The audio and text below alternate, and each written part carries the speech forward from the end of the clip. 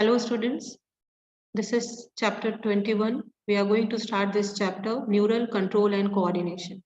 In this chapter, we are going to study types of neurons, and then we are going to study types of synapses, then how the nerve impulse travel through synapses, chemical synapses, and then the nerve impulse travel through axon. So this is the topic left in this year 2021-22. Now here you can see. Let us see. Before starting the topic, let us discuss some questions. What system of our body control and coordinate our bodily functions? So you know that it is nervous system and endocrine system. In what form the messages are carried by our nervous and endocrine system? So you know that nervous system carry the message in the form of nerve impulse. This is a sort of electricity, you can say electric current, and endocrine system by chemical messengers that we call hormones. Now, what is the structural and functional unit of our nervous system? So here it is neuron. So neuron is the structural and functional unit of our nervous system. Now, students, what do you mean by neural system? So here you can see neural system of all animals is composed of highly specialized cells that we call neurons. They can detect, they can receive and transmit different kind of stimuli. The neural organization is very simple in lower invertebrates. For example, in Hydra, you can find they have only nerve network of neurons. You can find them. And if you talk about in insects, it is somewhat in the form of, you can find brain there.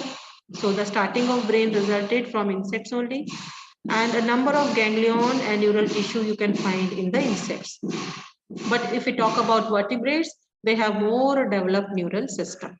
Now here you can see, neurons and the nervous system in different organisms. You can see the diversity of the nervous system. Here the Hydra has nerve net. Here you can see how nerve ring and radial nerves are there. Here you can find eye, brain, nerve cord. Here you can find different types of, nervous system. Diversity of nervous system. You can see simple to complex. Now, let us classify human nervous system. So we divide it into central nervous system and peripheral nervous system. So central nervous system is said to be the body's master control unit, while peripheral nervous system is the body's link to the outside world. So here you can see we divide central nervous system into spinal cord, brain stem and brain. So spinal cord is a column of nerves between the brain and peripheral nervous system, which is protected by a vertebrae. Brain stem connects the brain to the spinal cord. Brain, the major part consists of forebrain, midbrain and hindbrain. So it is divided into three major parts, you can say. But this year, these topics are deleted from your syllabus. Now, peripheral nervous system. Here you can find the autonomic nervous system and somatic nervous system. So autonomic nervous system regulates involuntary bodily processes, which includes heartbeat, respiration, digestion, pupil contraction, operates automatically without conscious direction. Without conscious means you can say that, sympathetic nervous system or parasympathetic nervous system. So sympathetic nervous system makes your body to fight with various kind of stresses. The adrenaline, which is one of the neurotransmitter, you can say, or a hormone. This is called fight or flight hormone, or 3Rs. What are 3Rs? Of 3F, fight, flight, and fright. 3F, fight, flight, and fright. And the parasympathetic, it calms down your body function. It conserves your energy. For example, dopamine is one of the example of parasympathetic nervous system. And sympathetic and parasympathetic both are antagonistic to each other.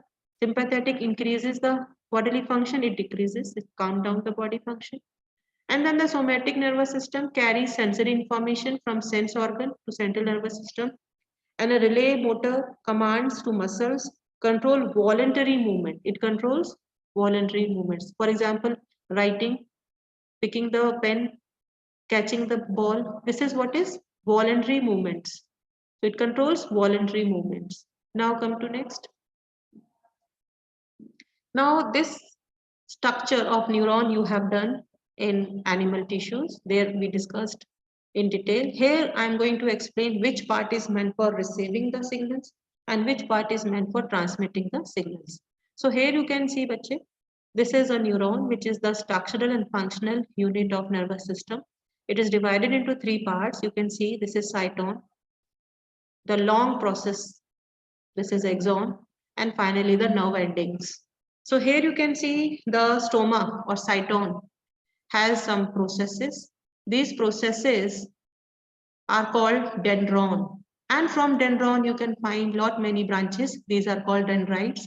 And these are the actual part of the this neuron which catches the signal, which receives the signal, you can say. One of the dendron elongates and it is what is called axon. In most of the neurons you find, they are covered, axon is covered by some special cells called Schwann cells, and they secrete myelin sheet. Schwann cells secrete myelin sheet, and here you can see the nucleus of the Schwann cell. They secrete what? Myelin sheet, okay, so as to protect the axon. In between the myelin sheet, you find a gap, and these gaps are called node of Redware. And here you find the nerve endings, and here you find the bulbous structure. Presynaptic knobs they are. We will discuss them later on when we study chemical synapse. So they are axon terminal. So dendrites are meant for receiving the signal, axon for transmitting it away from the axon towards the another neuron via these synaptic knobs. Now come to next. Let us see some questions related to what we have learned right now. What is the structural and functional unit of nervous system? Neuron. When a neuron said to be myelinated? When it is covered by myelin sheet, which is secreted by Schwann cells or oligodendrocyte cells. What are Nissel's granules? Nissel's bodies are the bodies which are made up of RNA and proteins. They are somewhat ribosomes of cyton. They are present only in cyton. They are absent in axon. This we have done in chapter cell. Now here you are supposed to give examples of, unipolar neuron. Unipolar neuron you find in embryonic stage. We have done all these types. Bipolar neuron having two poles, one dendrite, another axon. It has only one pole. It has two poles. You find them in eye. Pseudo-unipolar you find in dorsal root ganglion of spinal cord. Multipolar, majority of neurons are multipolar, and the structure that you have seen is multipolar. You can see a lot many dendrites and the axons. And then finally the nerve endings. So they have lot many poles. Now let us see, here you can see different types of neurons on the basis of their function. So here you can see astrocyte, they have lot many functions, they support the neurons. Microglial cells, they are phagocytic in nature, they engulf the foreign bodies.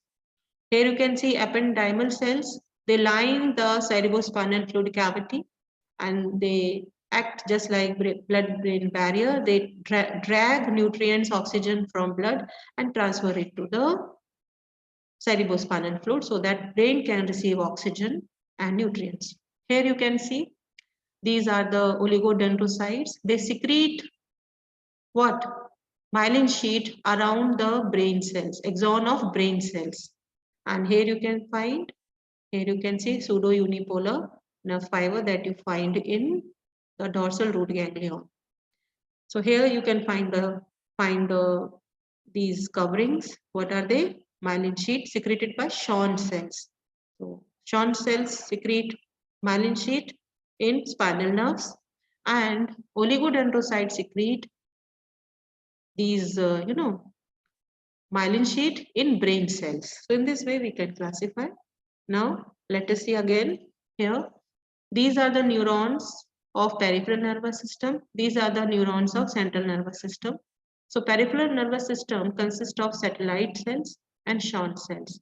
Satellite cells support cell bodies, while Schwann cells secrete neurotrophic factors, maybe hormone, and they form myelin sheet around the axon. Same function is performed by central nervous system oligodendrocytes. They also form myelin sheet around the axon. Astrocytes form support for central nervous system. They help from blood-brain barrier. They do not allow blood to enter your brain cell. It is cerebrospinal fluid which carries nutrient oxygen to your brain cell. Secrete some neurotrophic factors, maybe hormone. Take up potassium ion and neurotransmitters. So these all are functions of astrocytes. They are aster-shaped, star-shaped. That is why they call astrocyte. Microglial cells are modified immune cells. They act as scavengers. They engulf the foreign body. They destroy the foreign body. They protect your brain from various infections. And ependymal cells ependymal cell line the cerebrospinal fluid. They act as a barrier between the compartments. They take minerals, they take nutrients, oxygen from blood and transport them to the brain cells. So in this way they function. These are the glial cells, special cells of peripheral nervous system and central nervous system. Now let us see the synapses. Here first of all you can see what is synapse. In class 10th you have done synapse. So our students, let me come to the point. Here you can see, let me take white spotlight. Yes, synapses. There are three different types of synapses. Here you can see synapses are of three different types. Number one is the junction between nerve ending of one neuron and dendrite of another neuron. So synapse is basically the junction, right? Between nerve ending of one neuron and dendrite of another neuron, or nerve ending of one neuron and membrane of muscles, skeleton muscles, or whatever the muscles. And here you can see nerve ending of one neuron and the endocrine gland cells. So here you can see, so synapses may be between the two, one neuron to another neuron, or from neuron to muscles, membrane of the muscles you can say, or between neuron, nerve ending of neuron and the membrane of gland cells, just to transfer the impulses from one cell to another cell. Now come to next. Now here you can see the synapses. As I said, all the points are given over here, synapses. All synapses have some common characteristic features. Okay. And here you can see different points you can learn. Here you can see synapse is a junction where neurons trade information. It is not a physical component of a cell, but rather a name for the gap between the two cells. It's a junction between the two cells. The presynaptic cell giving the signal and the postsynaptic cell receiving the signal. There are two types of possible reaction at the synapse, chemical or electrical. In chemical, hormones, neurotransmitters are responsible to transmit the impulse from one neuron to another, or electrical by nerve impulse only. During a chemical reaction, a chemical that we call neurotransmitter is released from one cell into another. In an electrical reaction, the electrical charge of one cell is influenced by the charge on adjacent cell. So in this way, you can see the synapses. Now, here you can see, before studying all these points, we must know some structures. Let us see chemical versus. Here we must know some structures, then only we can understand the difference between the two. So let us see difference we will discuss later. First of all, let us study the structure of a chemical synapse. Here you can see, this is presynaptic knob, the terminal end of the neuron. This is one presynaptic knob shown over here. It has mitochondria. It has some synaptic vesicles. These vesicles are filled with neurotransmitters. And here you can see the gap, the cleft, the gap. This is called what? Synaptic gap, right?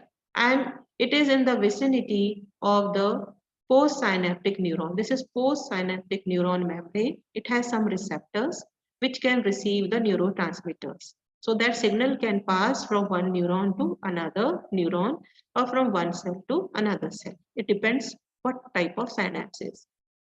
Now, if the gap is, here you can see the gap is more, then chemicals are to be released.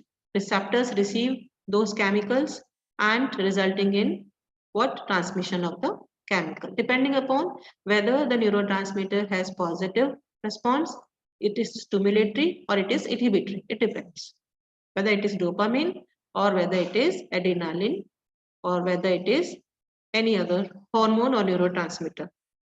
So in this way, you can see the structure. Now come to the difference between the two. Let us see the difference. Here you can see the difference between chemical synapse and electrical synapse. So in chemical synapse, pre and post synaptic neuron are not in direct contact of each other. They have a gap. So synaptic cleft is present 20 nanometer.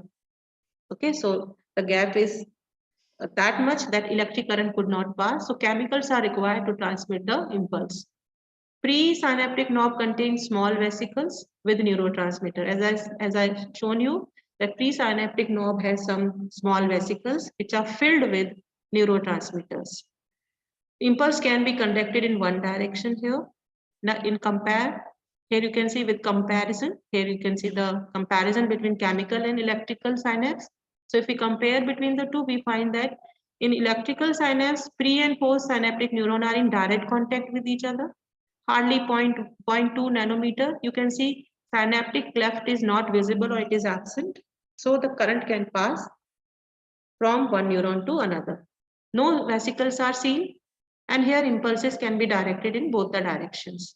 So this is how the structure shown. Now here you can see, what do you mean by a chemical synapse? So you know, if the gap between the two neurons or the two junction, you can say the junction between the two cells is about 20 nanometer, then chemical synapse resulted. So that via chemicals, impulses can be transmitted. Name the chemicals which are filled in vesicles of presynaptic nerve. So it is acetylcholine, that is the name of the hormone. What is the gap between the two neurons known as? We know it is synapse. The gap between the two neurons is synaptic cleft. What are glial cells? They are special cells with special functions. They are cells of brain and they have some special function. They are cells of nervous system, not only brains, but they have some special functions. They do not conduct any impulse, but they perform other functions. What are the functions we have done right now? Astrocytes, they support the cells. Microglial cells, they are phagocytic in nature, so they protect our brain from various kind of infection. Oligodendrocytes, they secrete myelin sheet around brain cells axon, and ependymal cells line the cerebrospinal fluid cavity so that they can drain, they can absorb water, minerals, nutrients, oxygen, etc. from blood and transport it to the brain cells. So these are the functions. Now students, let us see how, here you can see how impulse travel through chemical synapse. So let us see, I have made a flow chart for it. You can see the flow chart. So impulse reaching a presynaptic nerve. When impulse reaches a presynaptic nerve, so there are some gates, calcium gates, they get open. Okay, and when they get open, then calcium ions enter into the exoplasm of the button from extracellular fluid. Calcium ions enter from calcium ion enters the exoplasm of the button from extracellular fluid. Button means presynaptic nerve or button. Now these vesicles fuse with the membrane.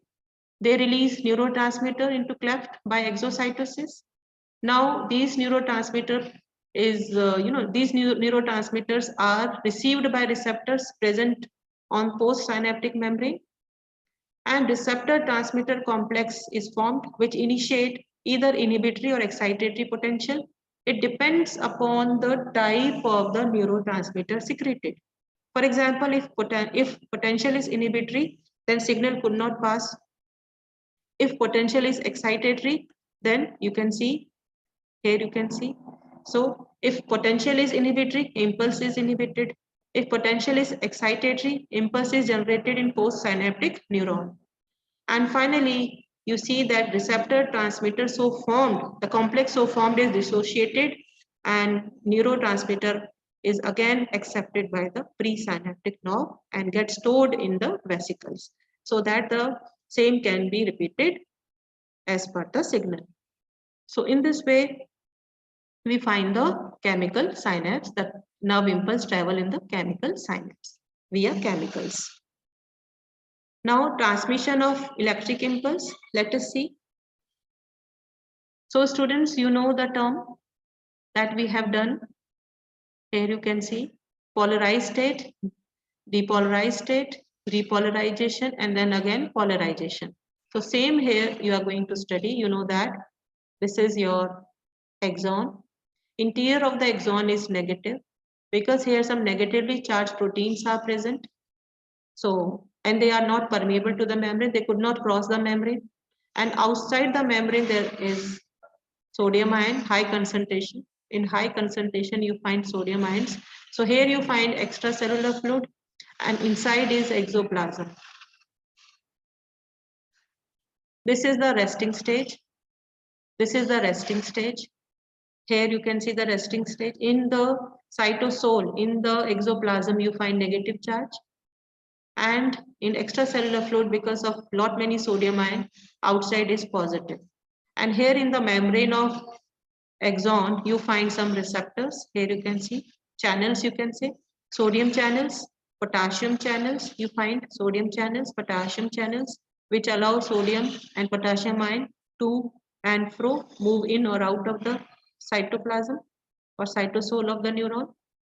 Now depolarization. As I said, as the stimulus is given to the or received by the neuron, then it gets stimulated.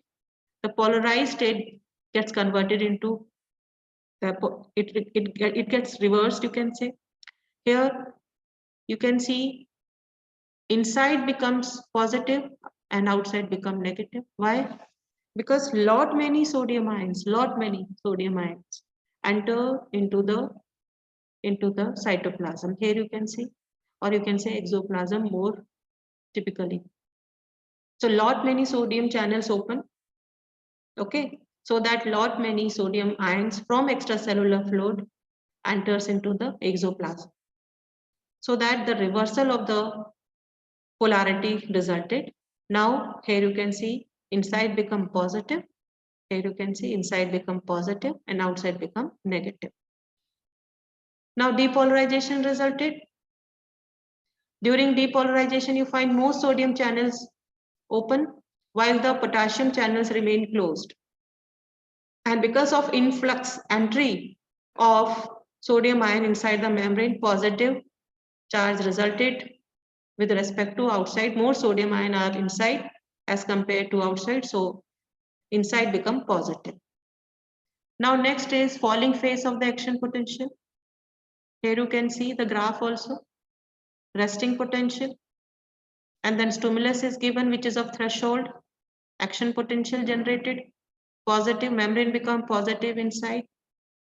And then finally again sodium ion get closed so that sodium channels get closed so that sodium ion could not enter into the cytoplasm or exoplasm. Now the potassium ion gets open. Here you can see potassium gates, you can say potassium channels, they get open and they allow potassium ion to move out. Because potassium ions are now going outflow, they're moving out. So inside again become negative. Here you can see inside again become negative. And because lot many sodium ions are not entering, potassium ions are moving out. So this results in, here you can see short what? Undershoot. It becomes minus 70 approximately. Minus means inside is negative. So here you can see negative. Then again sodium potassium pump gets open. Sodium potassium, which maintain the membrane polarity. It makes the membrane again polarized. And what is it, beta? Here you can see. Again to achieve resting stage, sodium potassium pumps should be open so that here you can see the movement to maintain it. It is not shown over here, but I let you know next slide. Wait a minute.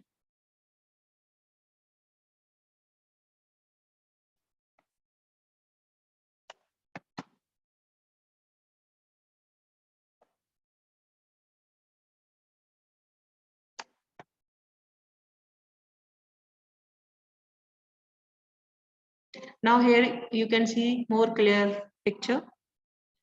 Inside is negative in the exoplasm, outside is positive. This is polarized state. Now reverse of the polarized state resulted, that we call depolarized. And here the action potential developed when there is reversal of the polarized state. When outside become negative and inside become positive, so current is developed, action potential is developed. Here you can see. Now again you can see what is polarized is going to depolarized. What is depolarized is going to repolarized. Here you can see it is again going to repolarized. Okay, again it maintain its negative charge inside and outside positive. Why? Because of influx of sodium ion and outflux of potassium ion. So again here you can see repolarization. And finally you can find what the wave of impulse move forward.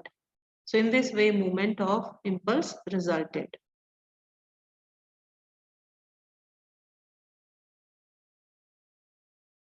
Now this is the flow chart you can see. This is regarding your chemical synapse that we have done. Okay, so let us see. Now this is the diagram. Here you can see. The threshold is given. What is threshold? The minimum stimulus you can say, which initiate the which initiate the action potential, which you can say minimum stimulus given to the nerves, to the received by the nerves, so that the current can be developed. This is what is threshold. So threshold value and then action potential developed.